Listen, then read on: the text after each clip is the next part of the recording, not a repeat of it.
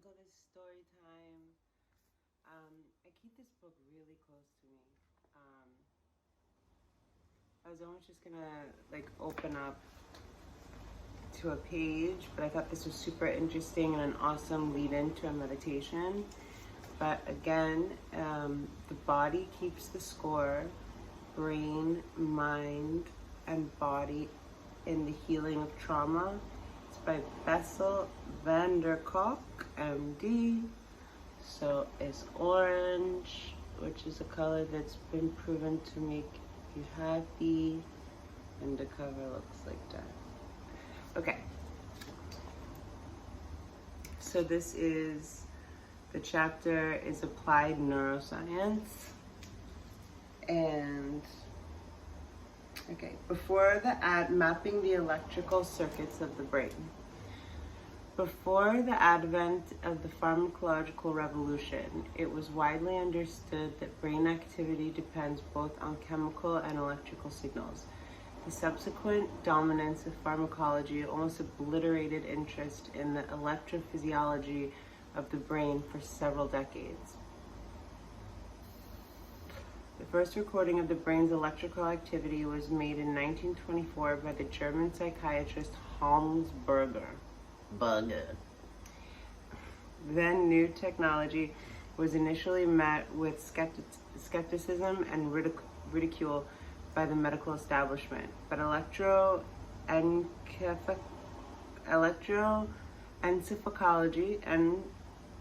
EEG gradually became an indispensable tool for diagnosing seizure activity in patients with epilepsy. Berger discovered that different brainwave patterns reflected different mental activities. For example, trying to solve a math problem resulted in bursts at a moderately fast frequency band known as beta.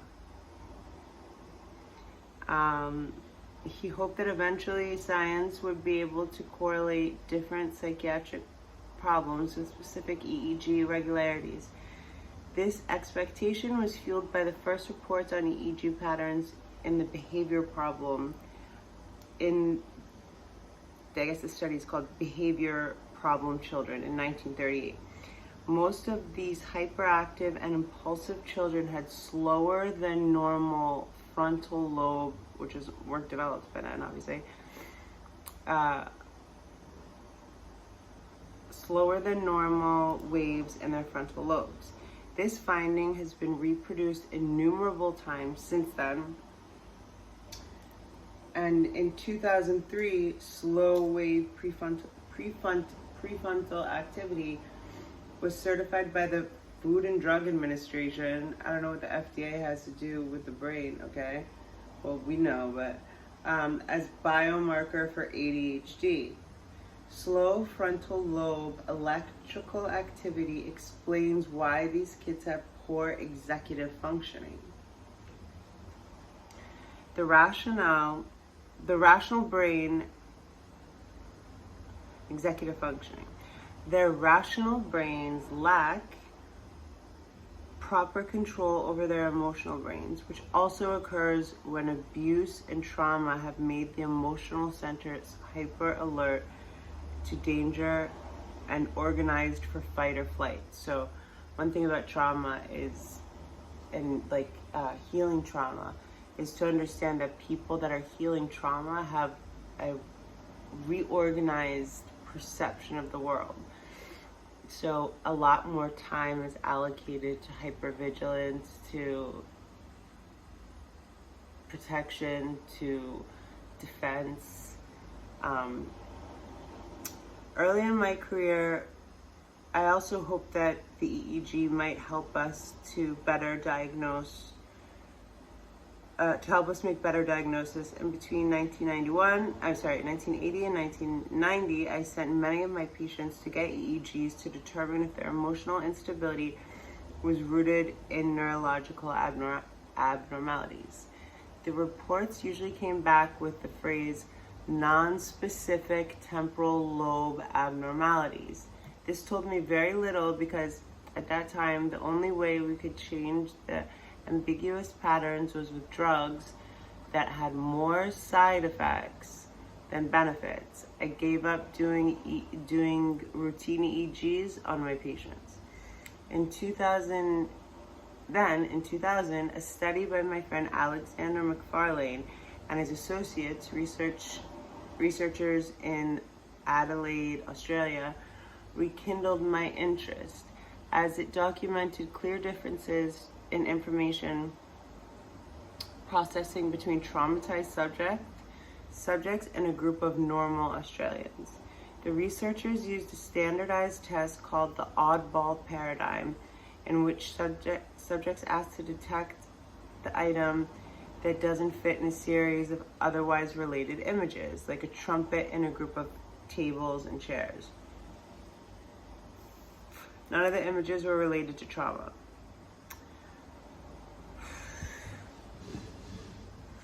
I think that's better.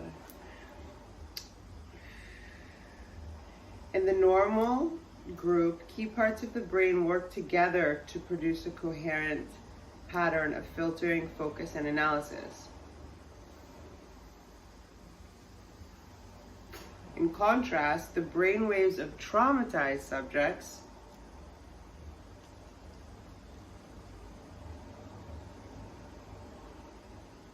were more loosely coordinated and failed to come together in a coherent pattern. Specifically, they did not generate the brainwave pattern that helps people pay attention to the task at hand by filtering out irrelevant information, the upward curve labeled N200. In addition, the core information processing configuration of the brain, the downward peak labeled P300, was poorly defined. The depth of the wave determines how well we are able to take in and analyze new data. This was important new information about how traumatized people process non-traumatic information that has profound implications for understanding day-to-day information processing. These brainwave patterns could explain why so many traumatized people have trouble learning from experience and fully engaging in their daily lives. Their brains are not organized to pay a careful attention to what's going on in the present moment. So, I made a lot of videos about PTSD and I call it like a superpower and stuff, because all these other senses in your body are sharpened, but it's not conducive to, I'll just reiterate that exact sentence instead of my opinion, but exactly what he just said. Their brains are not organized to pay careful attention to what is going on in the present moment. So it's all about reorganizing and literally like rewiring the brain, specifically the limbic system. Normal versus PTSD. You can see on here. Patterns of attention. Milliseconds after brain is presented with input, it starts organizing the meaning of the incoming information. Normally, all regions of the brain collaborate in a synchronized pattern left, while the brain waves in PTSD will coordinate the brain waves, has trouble filtering out irrelevant information, and has problem. Sorry, I was thinking about the right and the left. I mean, to me, I'm just brutally honest with everything. So this is supposed to be the normal one.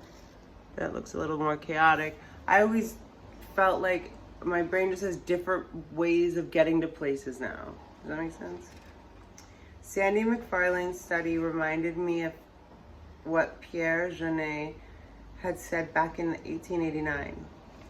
Start quote, "Traumatic stress is an illness of not being able to be fully alive in the present."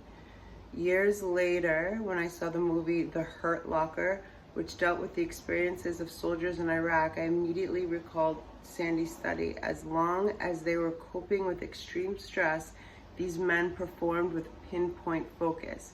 But back in civilian life, they were overwhelmed having to make simple choices in the supermarket.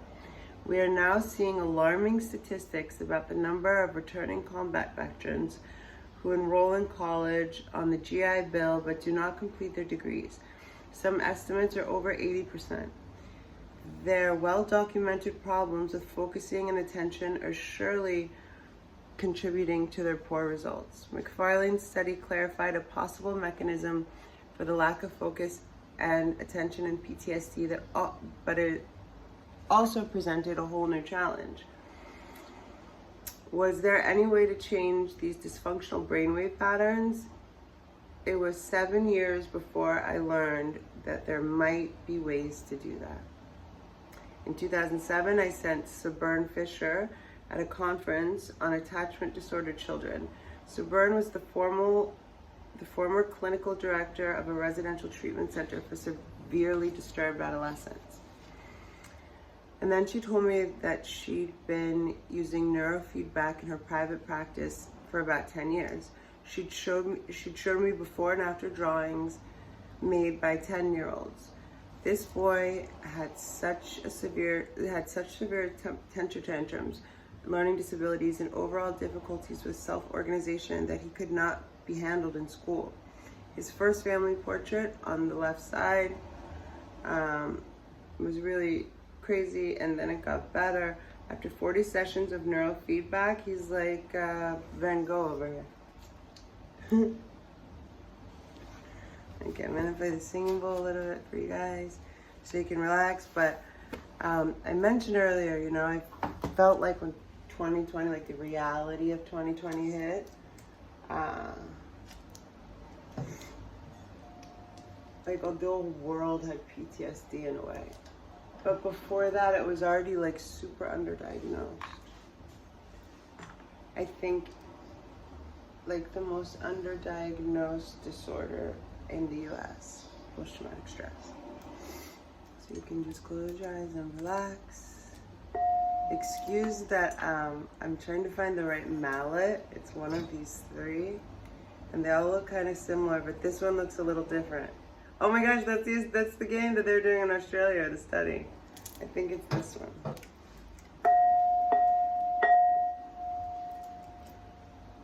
Anyway, inhale, exhale.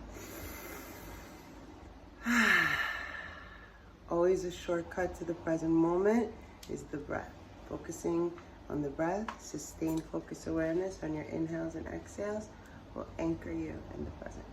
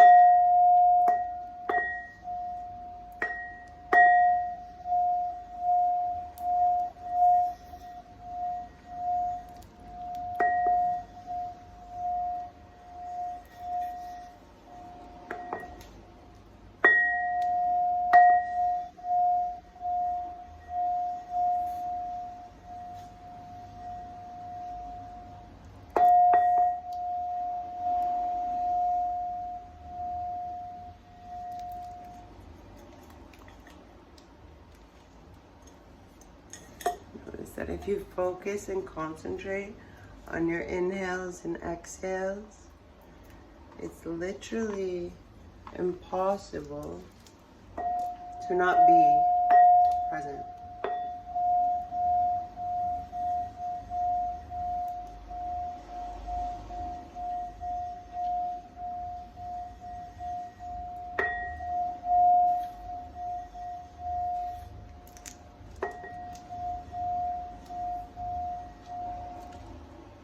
Maybe it's one of these.